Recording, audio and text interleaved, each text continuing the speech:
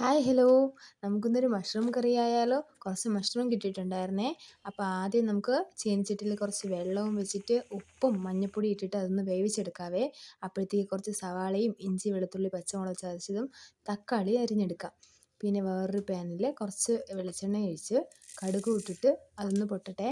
പൊട്ടി വരുമ്പോഴത്തേക്ക് നമുക്ക് കുറച്ച് സവാള അരിഞ്ഞുണ്ടല്ലോ അതിട്ട് കൊടുക്കാം. ആവശ്യത്തിന് ഉപ്പും കൂടി ചേർത്ത് നന്നായിട്ട് സോട്ട് ചെയ്തെടുക്കാവേ. അത് കുറച്ചൊന്ന് ബ്രൗൺ നിറമായി വരണേ, അതുവരെ നന്നായിട്ട് സോട്ട് ചെയ്തെടുക്കണേ.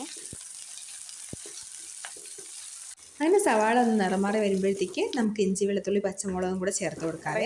അതും കൂടെ നന്നായിട്ട് സോട്ട് ചെയ്ത് കൊടുക്കാവേ.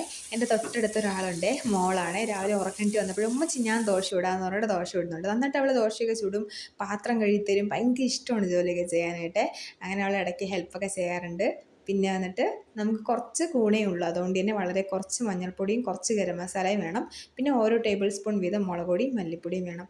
അതും സവാളയിലിട്ടിട്ട് നന്നായിട്ട് ഇളക്കി കൊടുക്കണം. അതൊന്ന് ചെറിയൊരു നിറം മാറി വരുമ്പോഴത്തേക്ക് നമ്മൾ നേരത്തെ അരിഞ്ഞ് വെച്ച് തക്കാളിയും കൂടെ ചേർത്ത് കൊടുക്കുക.